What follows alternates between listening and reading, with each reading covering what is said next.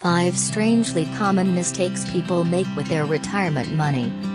Number 1. Following seminar advice on things you know nothing about. Woman raising hand in seminar. Don't fall for slick seminar presentations. That's a retirement money mistake you must avoid. Bronze, I stock. The stakes are higher as you near retirement. You don't have time to make up for errors in judgment. That's why it's critical to know what common mistakes you'll want to watch out for. As a practicing retirement income specialist, I've seen it all. Here are 5 mistakes that I've seen far too often over the last 20 years. 1. Following seminar advice on things you know nothing about. In 2007, one of my clients, an airline pilot, called me a month before he retired and told me he wasn't going to need to withdraw any monthly income from his IRA as we had planned. Why? I asked, feeling quite surprised. He told me he invested $80,000 in a currency trading program that was paying him out $4,000 a month. I got a sick feeling in my stomach. That would equate to a 60% a year return. I knew that wasn't possible on a sustainable basis. It paid out for 4 months and then the company went under. It turned out it was a big Ponzi scheme. He got a tax write-off for the loss, and a few thousand recovered years later in court. That's it. He'd heard about the strategy at a free seminar. What should you do instead? If you want to dive into alternative investments, or anything you don't know a lot about, take the time to learn as much as you can first. Then do it in small increments. Try reading Fast Profits in Hard Times by Jordan E Goodman. It provides a great introduction to 10 non-traditional investment options. Number 2. Betting on a stock. Portrait of senior businessman listening to smartphone in front of financial digital display. A big mistake people make is betting on a stock. Cultura RM, Steve Bracent, Getty Images. I once watched a successful salesman in the medical field who was 5 years away from retirement put nearly all his money in a stock he said was a sure thing. I tried to talk him out of it, but the stock was in the medical field and he felt he knew the industry well. All the docs he worked with were investing in it, he thought he should too. The stock stagnated over the next few years. If he had put his money in a traditional diversified index fund portfolio, it would have posted healthy gains. He didn't lose money in the traditional sense, but he ended up over $100,000 short of where he would have been if he had invested in a diversified portfolio that was part of a long-term plan. What should you do instead? As exciting as the thought of big gains may be, you need to think of such an approach like going to Vegas and betting your retirement money on red or black. If you like the thrill, do it with small amounts of play money, not with the bulk of your retirement funds. Check out What Would I Do? By individual stocks or stock index funds, for a thorough analysis that will help you understand the difference in risk levels of owning a single stock or an index fund. Number 3. Thinking you're smarter than the market. USA, New York City, trading desk with computers and phones.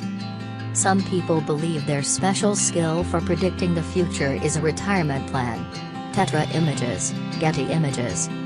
Somewhere near 2010 I spoke with a retired real estate guru who had liquidated his $6 million real estate portfolio at a good time several years back. He had been so successful at real estate that he decided he could just as easily turn his talents to the stock market. Within 3 years, he had day traded his account down to $3 million. He came to see me thinking a professional investment advisor would be able to trade it back up to its original value within a year or two. He was looking for an investment advisor who could time the stock market the way he had timed the real estate market. I told him that wasn't me. I don't make promises I know I can't keep. Seriously, buddy? If it was that easy, why would I need clients? What should you do instead? There's a lot of smart people placing trades every day and for each trade only half can be right. I don't care how well you did in your prior profession that doesn't translate into market timing skill. Investing is a process. That process has a name, which is called asset allocation. The process works, but only if you use it. Learn the basics in market timing versus asset allocation. Number 4. Making risky loans with too much of your net worth. Graph showing high percentage returns on investment.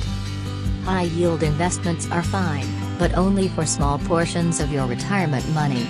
It's Design/Science Photo Library, Getty Images. I had a client who was a 62-year-old contract attorney. He liked a concept that I introduced him to, the idea of making private loans. These loans paid 10% plus yields, but also came with risk. We agreed that it was okay for a small percentage of his portfolio, less than 10%. After a year, he decided his entire portfolio should be composed of private loans. I did not agree, and so we parted ways. He moved all his money into this strategy.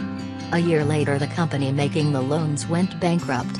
Although he may recover some money years down the road, for the most part, he lost it all. What should you do instead? There are numerous types of investment that offer high yields. Private loans are one of many items on my high-yield investment list.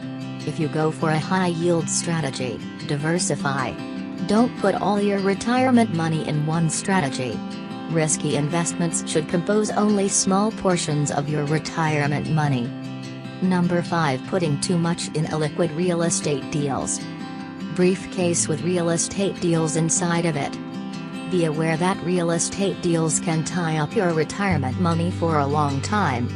Jan Strom/Stone/Getty Images. When I worked for a CPA firm from 2001 to 2004, one of our retired clients was a dentist who had lots of friends putting together real estate deals that promised 20 to 26% returns. What was the risk? Real estate only goes up, right? He invested a huge chunk of his retirement money in these deals. Unfortunately, they didn't pan out. Such real estate deals are not liquid. When the deals don't work, there is nothing you can do but wait until hopefully someday the real estate project sells and you get some money back. This client spent many years with almost no income and an asset that would remain frozen until the real estate market recovered and/or the land was sold or developed. What should you do instead? Perhaps real estate can be a good addition to a retirement portfolio when you are smart about it. Putting a lot of money in a non-liquid investment where you have no control is not so smart. Instead, consider investing in real estate investment trusts, or purchasing an investment property with a modest operating account for problems when they arise. The bottom line: your retirement money is not for gambling. It needs to provide you with a reliable and consistent stream of income. Before you invest in something new, take the time to lay out an investment plan and be serious about it. If you